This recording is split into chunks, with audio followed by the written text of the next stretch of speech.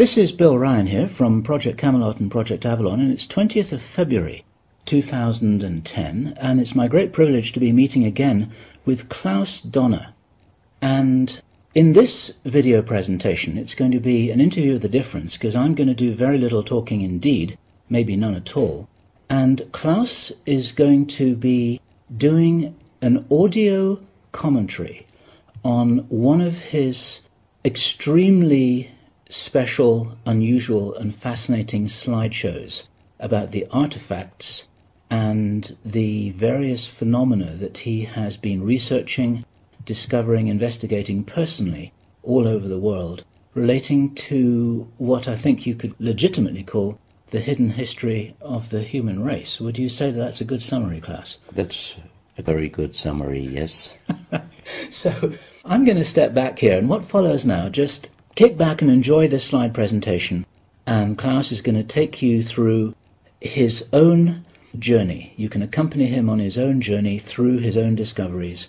And take it away, Klaus. What are we looking at here? I can see an array of pyramids. What's the significance? The significance is that you can find pyramids all over the world, on each continent.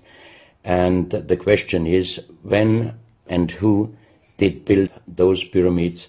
Why many of those pyramids all over the world are looking very, very similar? Another question is, did there really exist a global civilization? And I think many of our researchers are really telling us that once upon a long time a global civilization existed. But how many thousands of years ago, we don't know. Most of the audience of Project Camelot may know about the story of one stone pyramid building found in 1984, 25 meters under the sea level in Japan, on the island of Yonaguni, which is the southeast Japanese island belonging to the Ryukyu island group.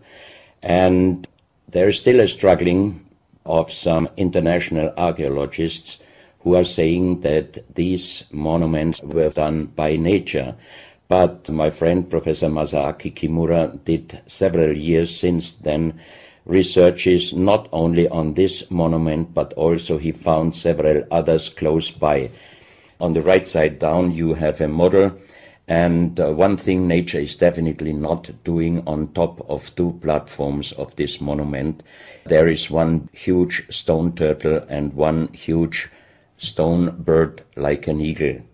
Nature is doing many things, but not such a precise, perfect monument. And the question is, where are all the stones? If nature would have done it broken down, where are those stones? There are also streets, and there was also found a stone stadium like a Roman Colosseum with stone seat rows and stone stairs.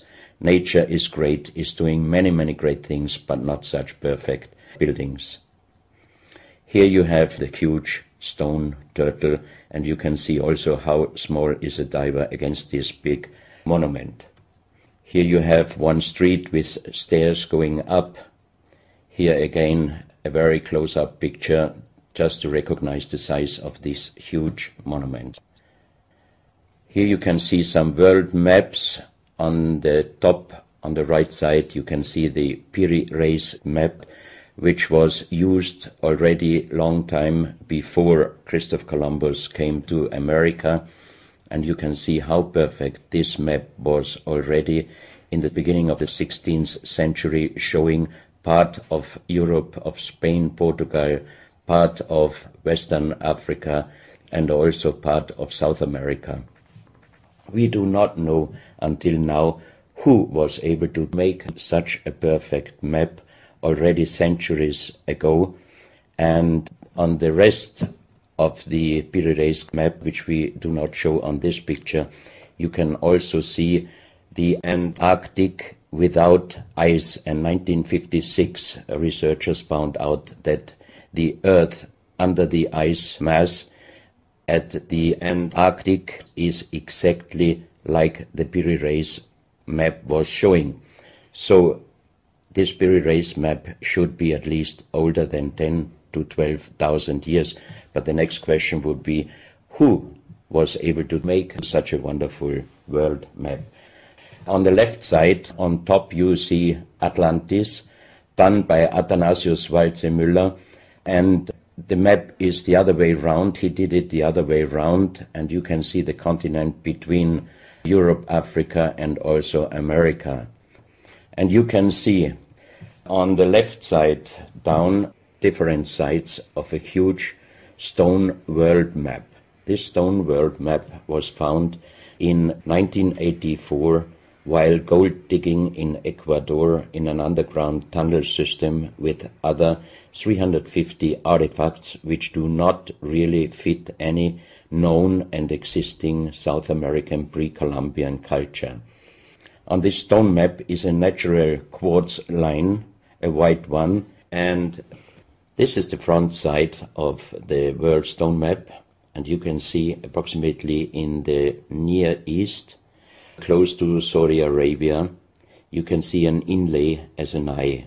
And from this eye to the right and to the left is a natural quartz line going on the right side over India, Thailand, and also there's a long island on the right side, which Professor Kimura's research gave him the statement that from the northeast Japanese island until far down after Taiwan, once there existed a huge continent. But then this world map must be older than at least 10 to 12,000 years. And here is the back side, and you can see on the right side coming the quartz line passing in the Atlantic, a continent, Atlantis, which in our days does not exist anymore. Then the white line is crossing part of South America, and here you have a close-up, and you can exactly see the Bay of Guayaquil, an inlay going up to north and a round inlay showing exactly the place where there were found those artifacts, and there is also the best quality water worldwide existing. One other very interesting artifact found on the same place in Ecuador is the so-called pyramid with the eye. The eye is an inlay. The stone is gray and white, and you have 13 steps, and it looks exactly like the pyramid with a shining eye on the $1 US. If you put this pyramid under black light, the eye is shining very strongly, and it looks really like an eye, but not real like a human eye. Here you have a close-up of the eye, and you can see the colors of the inlay. On the bottom of this pyramid, you have the inlay in little gold plates showing the Orion star constellation, and you have unknown writing. The translation of Professor Kurt Schildmann, who was the president of the German Linguistic Association, and he was perfect in more than 40 languages. He was able to translate this writing. He called it pre-Sanskrit because it is older than the oldest writing. And the translation of these 4 letters you can see here, his translation is "the Son of the Creator comes." As we found the same writing on stones in certain countries like Ecuador, Colombia, Illinois, United States, Clausel, France, Malta in the Mediterranean, Turkmenistan, Australia, and in southern Calabria, Italy, just a few years ago. Always there are stones and ceramics, terracotta, with the same writing. That means this writing existed once worldwide, and that means there must have been a global civilization older than Sanskrit, older than 6,000 years. And Professor Schildmann also told me that this writing has a little similarity to the Indus writing and also to the Easter Island writing. And as he said, this is older than Sanskrit. He called this writing pre-Sanskrit. On this stone, you can see on the top the 2 eyes, and then you see the right hand holding the pyramid and putting the left hand on top of the pyramid. That means showing how to use this pyramid with the eye. On this stone you can see an encarving, sitting a man on a stone, holding the pyramid exactly as it was shown on the artifact before. From his eyes are going rays out, and on the right side you see two bowed persons. On his head he has something like a small helmet, and from this helmet goes up like an antenna to a strange object over him. And here you have the photo of the discovered helmet. We could not yet make a metal research or checking what kind of metal was used, but you can see in the center of the helmet that something is missing, and that might have been this kind of antenna which was shown on the artifact before. Another very strange finding from the same place is one big jade cup and 12 little jade cups. As the 12 cups are man-made and each one is a little bit different in size, if you fill them up perfectly with water and you put the 12 cups of water inside the big cup is completely filled. The next strange thing is that you can see on the little cups numbers which are looking like the Mayan numbers, but if you compare them with the Mayan numbers, you find out that there are some little differences.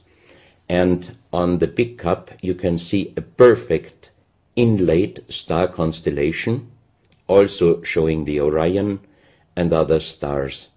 And inside the big cup it is very, very magnetic, and outside the cup nearly nothing. Professional geologists are saying this is impossible, because if a stone has metal particles inside the stone, it must be same magnetic from both sides. Here you have a close-up of the big cup, and you can see a perfect inlay of star constellations, and they are shining very brightly if you put black light on it. Here you have some small cups that you can figure out more clearly the style of the numbers inlaid in a strange material, also shining under black light. That's another piece, a jade plate with the same star constellation inlay like on the big cup, and two persons facing the sky, and on the next picture you can see that also the eyes of these two statues and the star constellation is shining very strongly under black light. This was once a hard-formed brown stone, changing the color in the center of the stone into black, which usually in nature does not happen. And you can see, if you look very close, you can see a face with closed eyes, with a mouth, the nose, a long beard and long hair. On the left side, the face and also the stone is broken. This is the reverse side of this stone. You can see a spiral and a triangle. The center of the triangle is very magnetic, also shining under black light. Here we have the backside of a cobra. The cobra never existed in South America, but this one was found at the same place. On this side of the cobra head you have 33 lines, inlines. So 33 is also a very mystical number since long time. And on the left side and right side you have 7 points inlaid, and maybe these are the chakras. Also this cobra head is shining brightly if you put black light on it. Another object here, you have a perfect worked dolphin head, and also this artifact is shining under black light. Here you have a kind of stone helmet. You can put this granite stone helmet on your shoulders, or you can lay your head inside it, and the inlay points which you see on this helmet, some experts told me that these points are exactly the acupuncture points on the human head. Here you can see how it might have been used, and a few months ago they found at the same place an unfinished stone helmet. So that means that also some of these artifacts were made directly in Ecuador, but many, many years ago. And also the inlay on this object are shining under black light very bright. This is a fantastic jade snake, and also the inlay points are shining under black light. Here we have one artifact which is very perfectly carved on the back side, so that means it might have been used to put this artifact on the front of your forehead. You can see the two eyes inlaid, and on the reverse side you have the so-called third eye. Maybe this artifact was used for some ceremonies or for meditation. Here we have a jade plate with an inlay of a spiral, also shining brightly under black light. Another one, you can see 7 rings inlaid in the jade plate and also shining under black light. Maybe this also could be a presentation of the 7 chakras. Here is one of the ceramics found there. It's a great masterpiece, and the question is, how can you make this artifact out of one piece of ceramic? Here we have another pyramidal stone found also in Ecuador. On top you see the pyramid with the eye, and you have down several spirals and symbols. Some of them are very similar to the churchward Nakal plates, which he found 1880 in India, and the translation was talking about the sunken continent of Mu. This is a marble with another inlay of a spiral, also shining very brightly under black light. Another stone in a pyramidal form with an inlay of an eye. Here you can see again the pyramid with the eye, and on the bottom you see the Orion star constellation, the 3 Orion stars, which might focus us to the 3 pyramids in Egypt. Here you have a ceramic statue. You can see the style of sitting is not real pre-Columbian style. It looks like the lotus seat from Asia. On top of this statue you have a head with some points, and it looks quite similar to many of the Buddha presentations. He holds a snake in his mouth.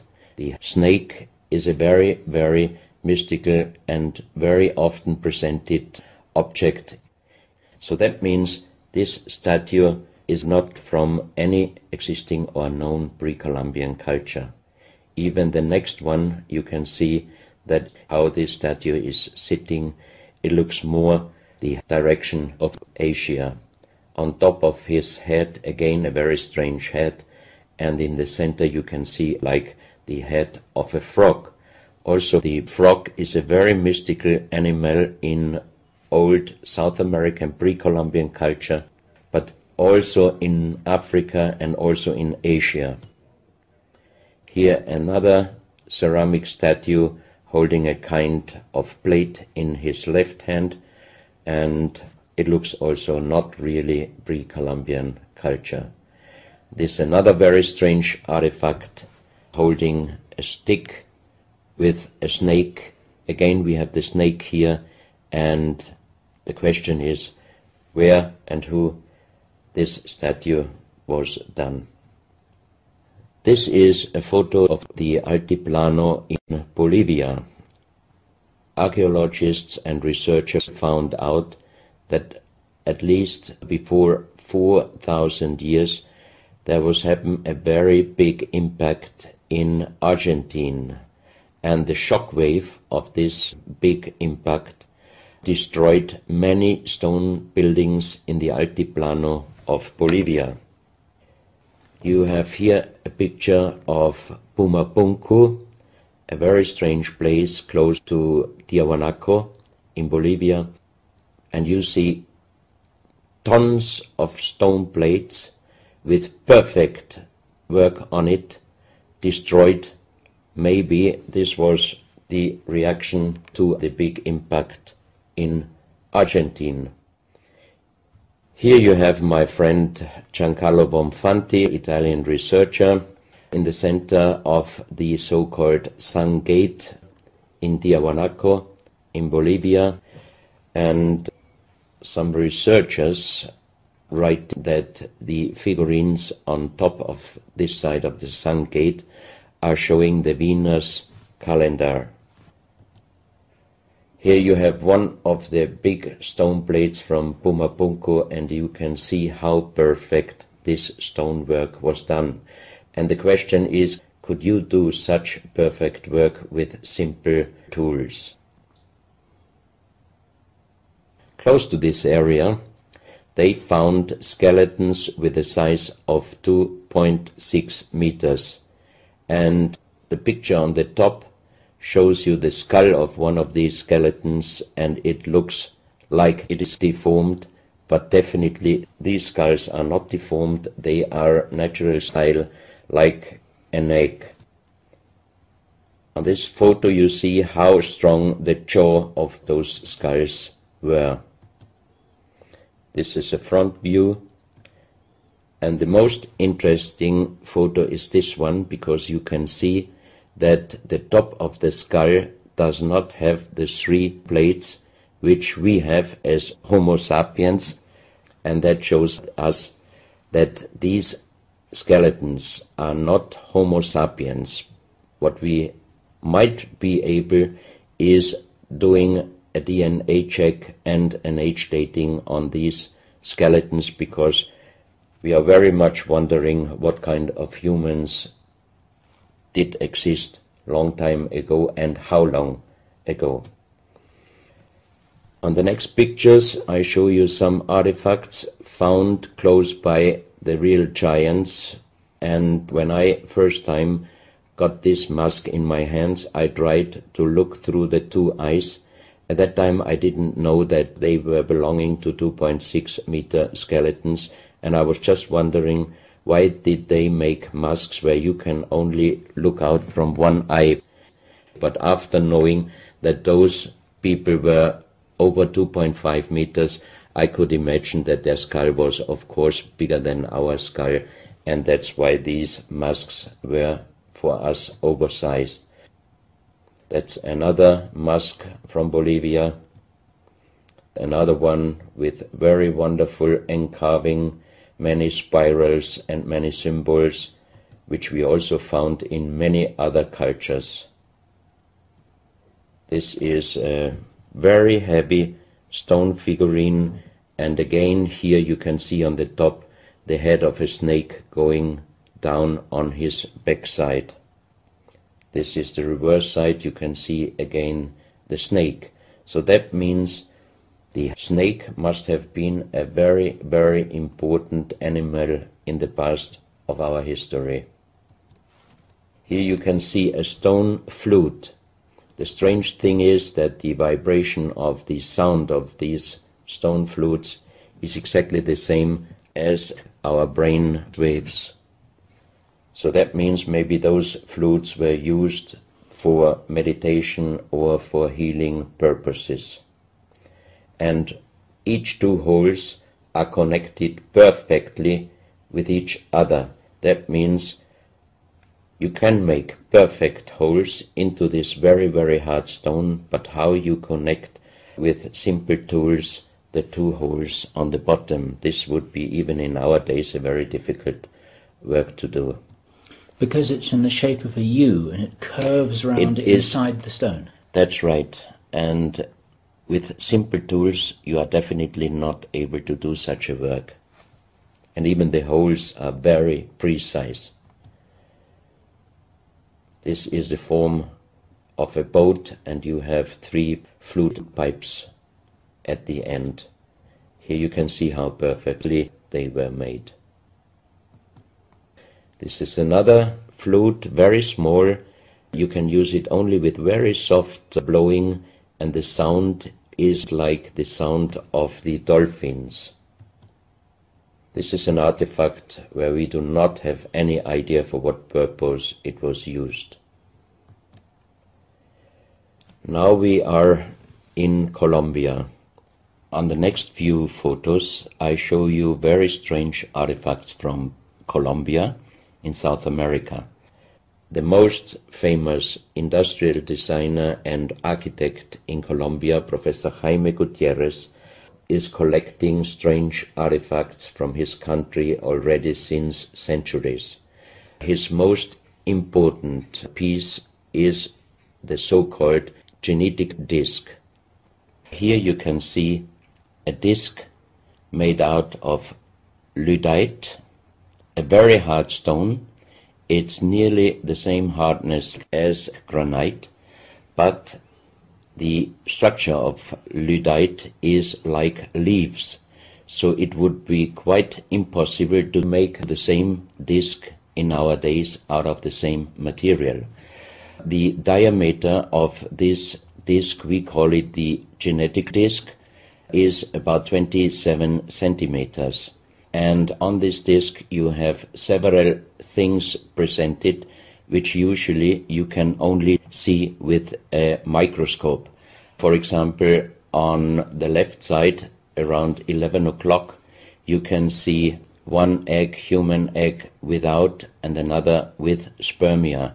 On the right side, at approximately 1 o'clock, you can see some spermias, and then you have several very strange presentations which we could not explain. But here on the left side you have a microscopic photo from the inside of a lady done by a Swedish photographer, and you can see that the egg without and with spermia looks exactly like the presentation on this genetic disc. On the reverse side you have on top several presentations of fetus in different size, different age, ending up with looks like a little child.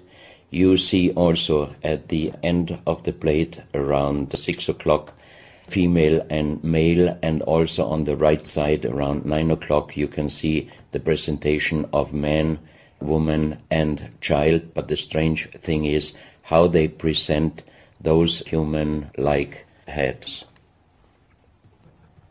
Here you can see a knife done by the same material, lydite. On top of the knife, on the handle, you have mother's head.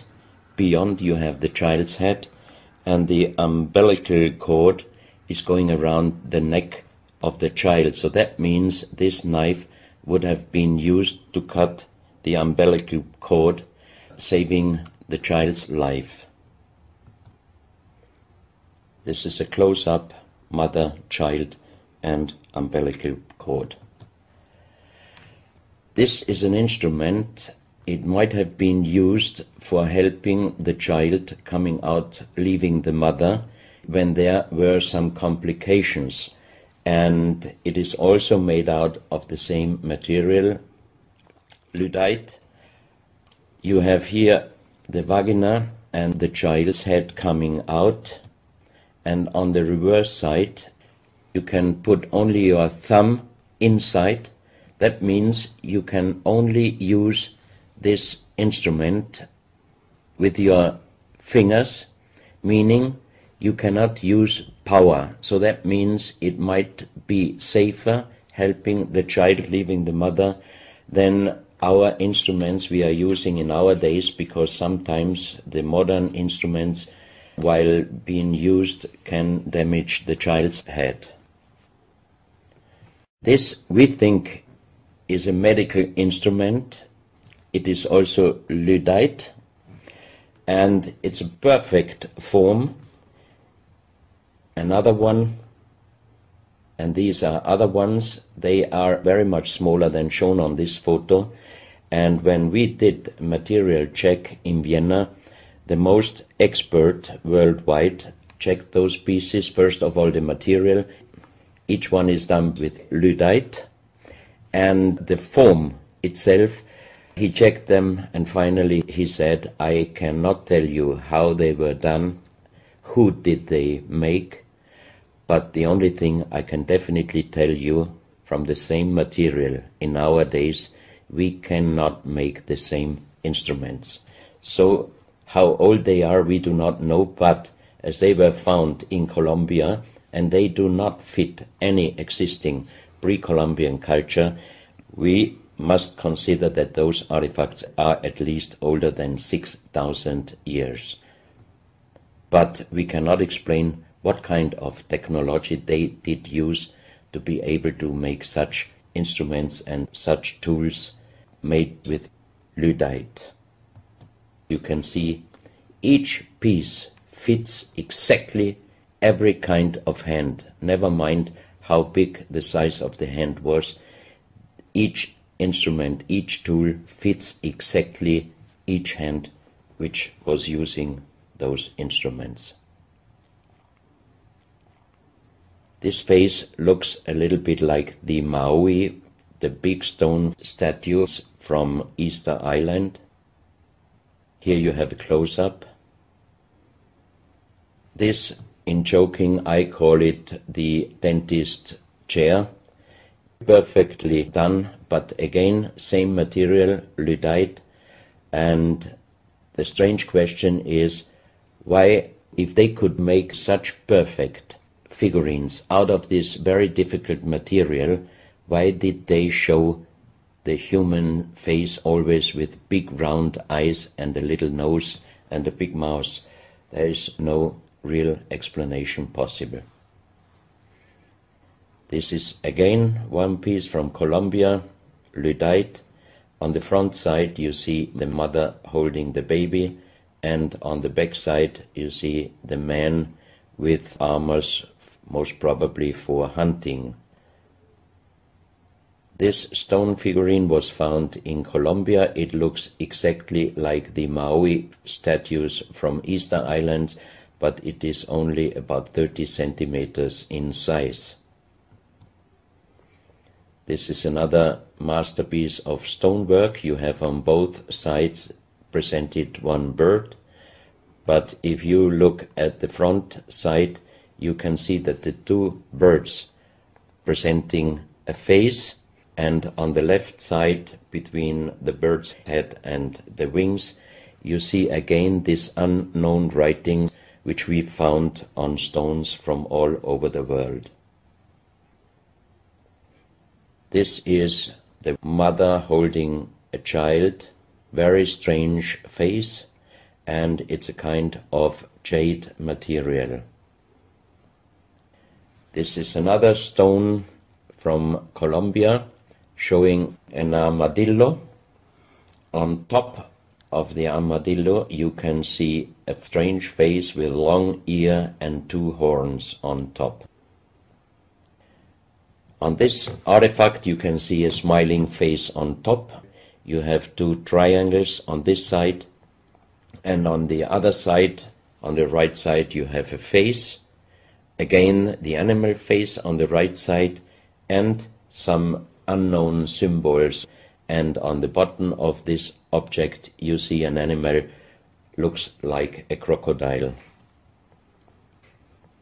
Now we are moving to Guinea, West Africa, very close to the border with Mali.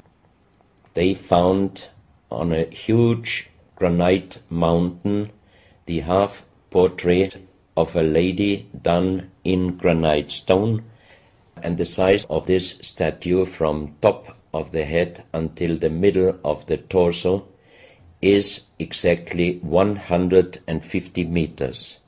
So this is a real big question. who might have been able to do such a huge granite half-portrait in a mountain at least 10 to 12,000 years ago, because the Italian geologist Professor Pittoni was on the spot. He did these photos and he checked the earth on the bottom of this mountain, and his calculation was that this stone monument must have been done at least 10 to 12,000 years ago. But then we have the real big question: who could have been able to do such a big stone monument? Even in our days it would be impossible, or at least it would cost so much money that it would never be able to do.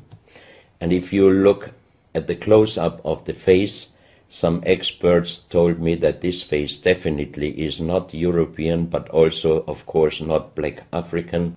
It must be either South American or Asian culture. But then again, we are at the point 10 to 12,000 years ago. It might be the civilization, the lost civilization from Atlantis. Close to this area in Sierra Leone, Professor Pittoni was in charge of diamond excavations. And as he heard in this area a legend about Allah was angry with some angels, and he put them into stone and throw them to the earth. He put the sky, also made it into stone and throw it to the earth, and he put the stars and threw them to the earth. The legend says that the sky you can see on this stone, they call them sky stones, sky blue stones found in this area under the earth.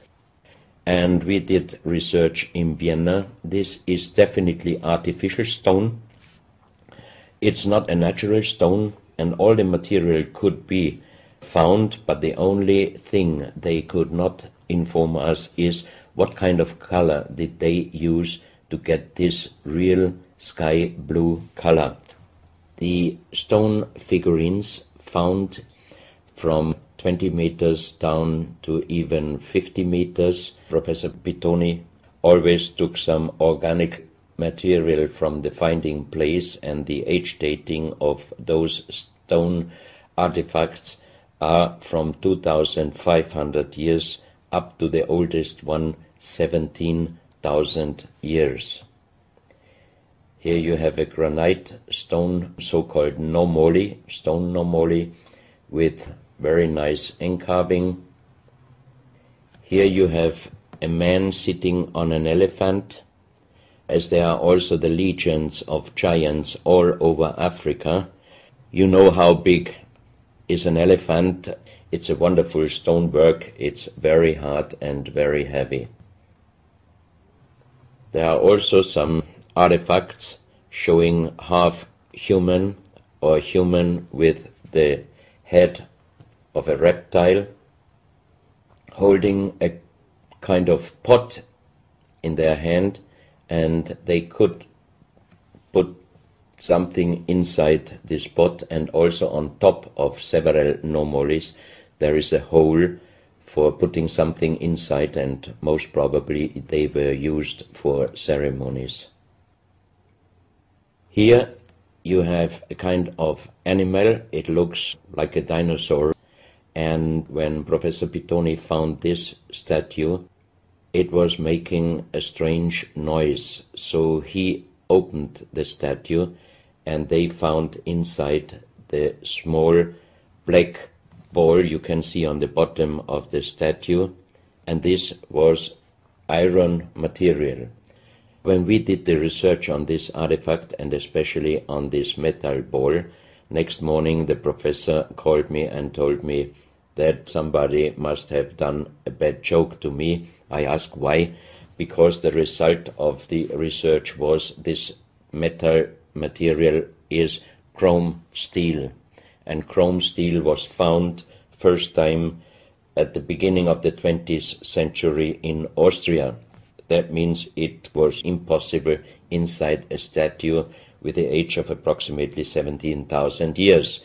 But when I called immediately Professor Pittoni, he was laughing and he said, "I'm a geologist. if statue is making a strange sound, I do not open it just right away, but I did several X-rays, and you can see here on the right picture one of the X-ray photos, and you see that inside the closed statue already the round ball, the chrome steel ball, was existing. On this X-ray photo you can see exactly, and also Professor Pittoni saw, that this statue in former days already was opened but perfectly closed again, and he called a specialist who opened it exactly concerning this photo, the small stone ball which was closing the whole inside, and you can see that the metal ball was already existing. Some of you might have watched several pictures, photos on the internet of giant skeletons found in desert, in India, in China and other places. Most of those photos were competition photos to present Photoshop. Perfectly done. I also was quite impressed when I received first time one of those photos, but these photos I'm showing you now, they are definitely not coming out from a Photoshop competition. These photos are real skulls and skeletons. This skull was found in a tunnel system underground in Colombia. The skull is dated up to 11,000 years. The skull is bigger than normal skull, and the front teeth of the jaw are lined up in a different way than our teeth. Something that occurs to me here is that there's a very strong, pronounced jaw. It's a very prominent jawline, very prominent chin. And here you see a photograph that was shown to us by a Project Camelot insider. Now, this isn't a real photograph. This is a scene from the old Arnold Schwarzenegger movie Conan the Barbarian. And what you're seeing here is a special effect on the actor James Earl Jones. The critical thing here is the shape of the jawline. Our witness, who had spent time with the Anunnaki in real time, in the present day, said that one of the things that characterizes them, besides their size, which he says was 8 or 9 feet tall, he said they're very large and they're very strong and they look larger than that, but that's round about their height, which matches exactly the 2.6 meters that Klaus has been talking about. He said it's a very prominent, strong jawline, and this is what strikes me about these skeletons, these skulls here that we're looking at right now. Didn't know. No, you need to know this. Back to Klaus. So once again, here you have a very old photo done in a museum in La Valletta in Malta, and it shows several long skulls, and the explanation is deformed skulls, but they are very long, going to the back. This is one of several very, very strange skulls. They are presented in a small museum in Ica in Peru. Ica is located close to the famous Nazca lines, and the museum is called Museo Maria Reiche, the German lady who was researching her whole life about the Nazca lines. And in this museum you can see the most strange skulls I ever saw, all found in this area close to the Nazca lines. So the question is, what kind of humans were living there, and how did they get those skull forms? And especially this one, definitely several doctors and experts told me it would not be possible to create such a kind of deformation, because through deformation you do not get the double bone material on the skull, and on this skull even you have particles of the skin and hairs, and I think it would not be difficult to do a age dating and especially a DNA analysis of this skull. On this picture I show you some legendary skeleton forms of giants. In the year of 1964, in the south of Ecuador, in the province Loja, there broke down a part of a mountain platform, and Father Carlos Vaca, who was working as a priest in hospitals, he was called to this place and he found the broken bones of a giant. Good. Well, Klaus, I asked you if you would take us on a journey, and for the last nearly an hour, I think it is, you've taken us on a fascinating journey not only around the world, but through time, back as long ago as 17,000 years. And it's a real reminder of how little we know about what our history really is. These are important pieces of an important puzzle, and you're doing an enormous amount to raise people's awareness of what it is that we're not shown in many museums, what it is that we don't read in anthropological textbooks, and what it is that many university professors still refuse to recognize. And thank you so much for your part in helping to raise our own understanding of our history on planet Earth. Klaus, thank you.